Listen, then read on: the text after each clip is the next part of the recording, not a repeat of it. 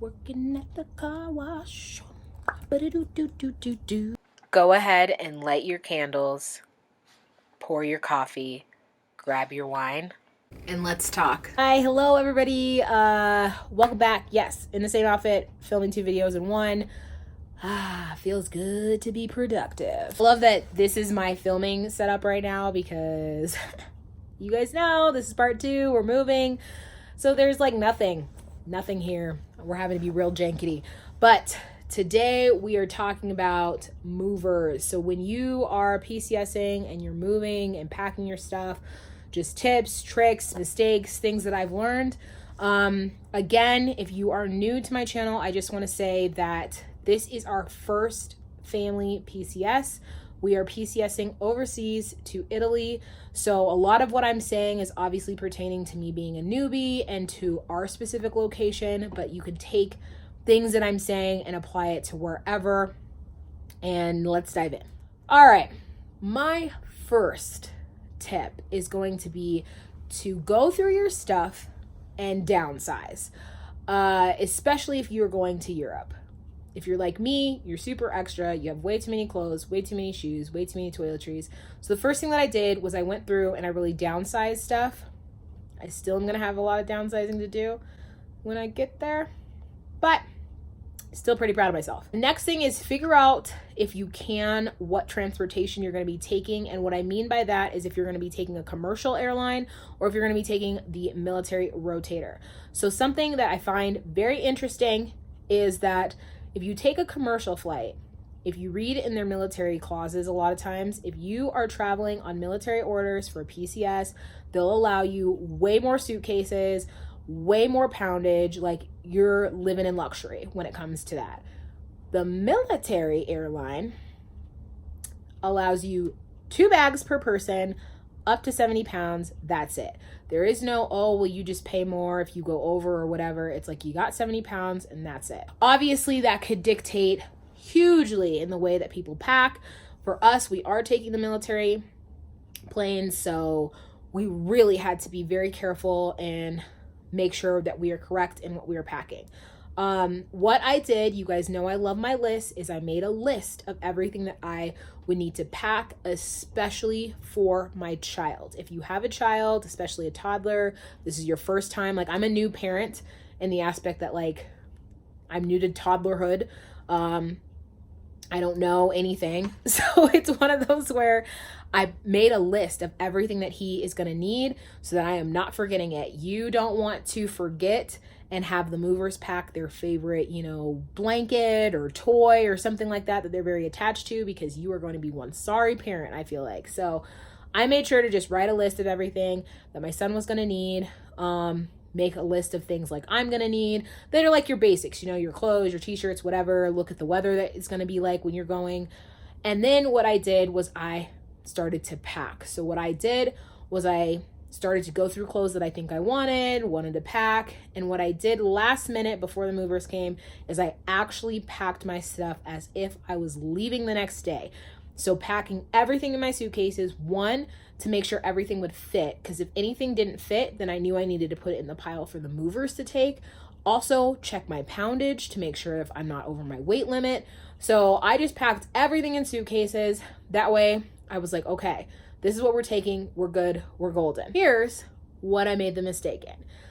I had a couple loose items out that I wanted to pack with us, like my filming equipment. So there was like a light that I had, my tripod, the cover to one of my lenses. I had that from when we were filming our family Q&A, and I still had it in the living room where they were going to be doing a majority of packing. And I took that, I swore I took it into my room, but it's missing, which tells me it's packed, because now everything's like gone and it's nowhere to be found. So I would say just make sure to follow almost like what I originally said. Have everything packed away. Don't have anything left out. I'm talking down to your toothbrush. Don't have anything out. Have it all in your suitcases. That way you know everything that you are going to need is good and it's golden. And if not, I would say make a big old bold sign that says do not pack, because I went through and I told them what to pack, what not to pack, and yet somehow my camera equipment, some of it still got packed. When it comes to your high value items, make sure that you take pictures of those if you can beforehand. For us, we were in a little bit of a difficult situation. I think this was a big learning curve for us. So with this being our first time, our first everything, we had a lot of our stuff in a storage unit. We didn't take pictures before we got it into the storage unit because we were having to work really fast to get stuff into that storage unit, move from the Springs before my husband had to leave to Korea. So I would say if you are somebody who maybe is going to do the whole like, oh, let me move home when my husband's gone or anything of the sort and put stuff in a storage unit, if you can, get pictures of all your high value items or different things before you put it in the storage unit, just because it was a little difficult that when the movers were there, I had to basically like be like, okay, it's the only thing I'm going to really care about here is like my bedroom set and the TV, because I couldn't take pictures of every little thing because they're in the midst of packing it. And so trying to like, and we had like 5 people packing stuff at the same time. So to try to look at what 5 people were packing at the same time, other than like what big items were, was very hard to keep up with. So if you can, anything high value, different things like that, have pictures, have inventory before they come. The other thing too, do not try and pack. So what I learned in this one was they truly mean it when they say they come and they pack your stuff. For some reason, I guess I just pictured more of a like them coming, and if you had stuff in boxes, them just kind of like peeking at it, making sure, and just kind of like taping it up. I did not realize, like, per military regulations, they were saying they are supposed to be going into those boxes, taking things out so that they know what it is in inventory, and they rewrap everything. You guys, they rewrapped every little thing. I had Christmas decorations wrapped up, all that kind of stuff, put in a box. They undid that all. So just don't even bother, because literally, if they're doing what they're supposed to do, they're going to literally undo everything you did anyways. So you might as well just sit back, chill, relax, and just let them do their jobs. I would say, I think my biggest advice is, if there's something that is like very important to you, that you would like lose your mind if it got lost, or certain things, it's like, if you can, take it with you. So to be quite honest, nail polishes, they're technically not supposed to take. I know I've heard people say that, you know, they've packed them, and then people have said like they've broken, you know, and things like that. People say that, you know, things break. I think it's to be expected. Like, to me, I just feel like it's to be expected that we're gonna have stuff broken. So like, I'm not sitting here feeling like everything has to be preserved. And so maybe that just had a little bit less of an effect on me, because I'm like, okay, I know some stuff's gonna come back broken, like whatever. But anything that was super important, so like I found like the first ultrasound that we had of like Orion, or like his birth thing and stuff like that, I just didn't even risk putting it in something to be in a box to like potentially get damaged. That's just gonna come with me in our PCS binder. So I would suggest that if you can. But if not, I would say to just like kind of just chill out. Like, just expect that things are going to get broken, and as long as it's not a high value item, like, it's stuff, you know what I mean? Like, it can be replaced. I don't know, maybe that's just me, but that's how I was rolling. The other big piece of advice that I would say is to do stuff that's nice for your movers. So like, my movers came for 2 days, and so the first day I had like, you know, a box of like mixed donuts for them. I bought them lunch. So I said, you know, do people want pizza? Do they want sandwiches? And, you know, they voted that they wanted pizza, and I got a couple pizzas for them. Waters, things like that, because showing that kind of hospitality and treating the people who are coming to pack your stuff, they're coming to move your stuff, like, they're working, and they're working usually pretty hard. I would say to treat them like people and to treat them like you're appreciative.